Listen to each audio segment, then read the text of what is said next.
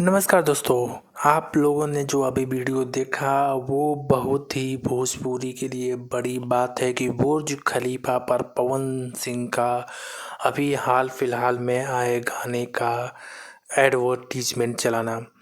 आप लोगों को बता दें कि बुर्ज खलीफा पर आपको कोई भी वीडियो चलाने के लिए कम से कम सिर्फ 1 मिनट की वीडियो चलाने के लिए आपको 70 से 80 लाख रुपए देने पड़ते हैं। और इसकी प्रोसेस जो होती है कि हाँ, आप जो भी आपको डिटेलिंग होती है, प्रोसेस होता है, वो 1 महीना पहले किया जाना चाहिए।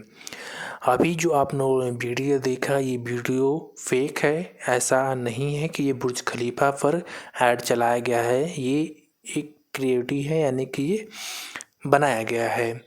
अभी ये वीडियो काफ़ी वायरल हो रहा है, सोचा कि आप लोगों को इसका सच बता दें। बाकी आप मिलेंगे अगले अपडेट के साथ, तब तक के लिए नमस्कार।